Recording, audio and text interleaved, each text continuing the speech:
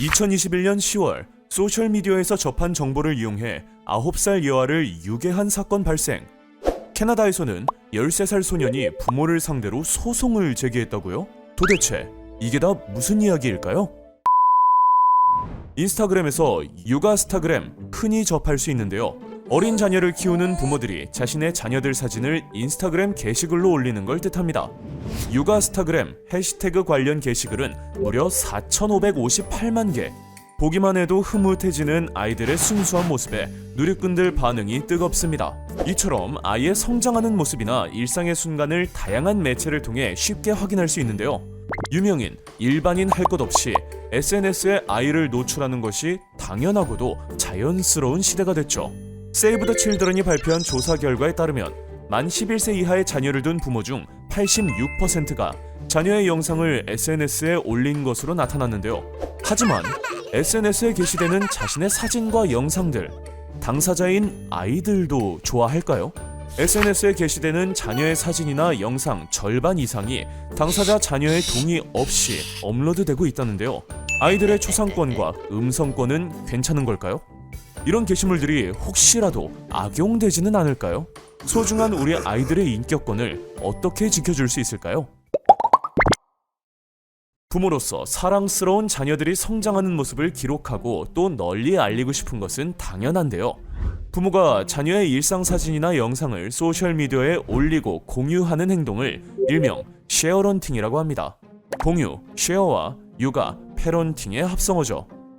소중하고 사랑스러운 아이의 어린 시절을 다른 사람들과 공유하고 추억을 쌓는다는 측면에서 쉐어런팅을 나쁘게만 볼 수는 없죠.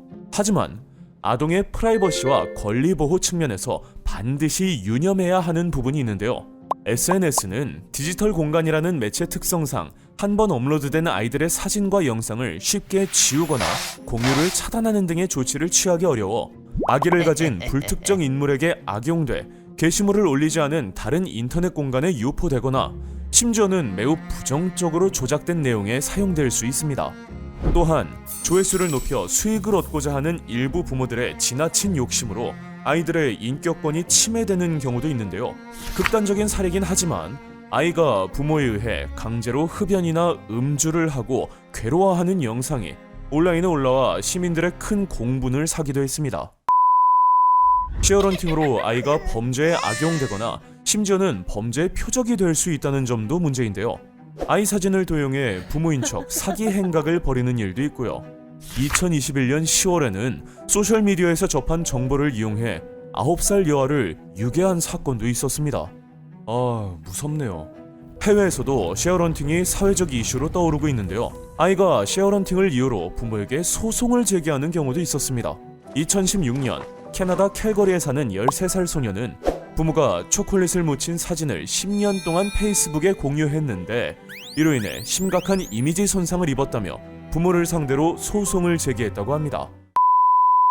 쉐어런팅으로 침해받을 수 있는 아동의 권리, 어떻게 지켜야 할까요? 해외에서는 쉐어런팅의 부작용을 막고 아동의 사생활 등 인격권 보호를 위한 사회적 논의와 조치들이 이미 시작됐습니다. 프랑스는 부모가 자녀의 동의 없이 사진을 올렸을 때 해당 자녀가 부모를 상대로 소송하는 것을 허용하고 있는데요. 부모의 잘못이 인정되면 최대 45,000유로, 하나로 약 5,900만 원의 벌금 또는 1년 징역형에 처해질 수 있다고 합니다. 최근에는 부모는 자녀의 사생활 보호 의무를 지닌다는 내용이 담긴 쉐어런팅 제한법까지 논의 중이라고 하고요. 베트남도 2018년 부모가 자녀 사진이나 동영상을 본인 허락 없이 SNS에 올릴 경우 처벌할 수 있도록 법을 개정했습니다. 독일의 아동법은 신생아가 태어나는 순간부터 인간으로서 권리를 가진다고 보고 출산 과정이 담긴 다큐멘터리 제작을 금지하기도 했습니다. 유니세프 노르웨이 위원회는 디지털 환경에서 아동 권리 보호를 위해 부모들의 자녀 사진 공유를 중단하자는 스톱 쉐어런팅 캠페인을 벌이기도 했죠.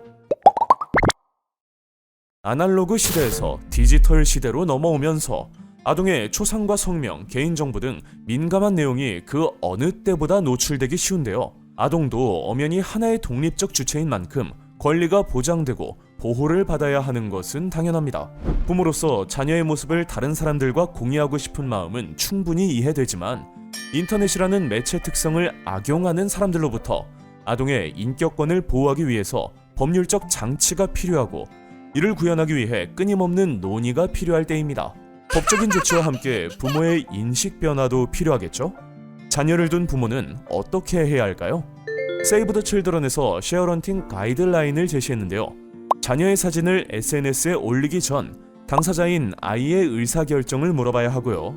훗날 아이에게 미칠 영향을 고려해 사진이나 영상을 올리기 전에는 한 번 더 신중하게 고민하기, 또한 자녀의 이름이나 자주 다니는 장소가 노출되지 않게 하고 주기적으로 SNS 게시물을 정리하는 습관도 필요하죠. 디지털 환경이 가져올 수 있는 부작용으로부터 아동의 인격권을 지켜주기 위한 다양한 노력과 실천이 중요한 지금입니다.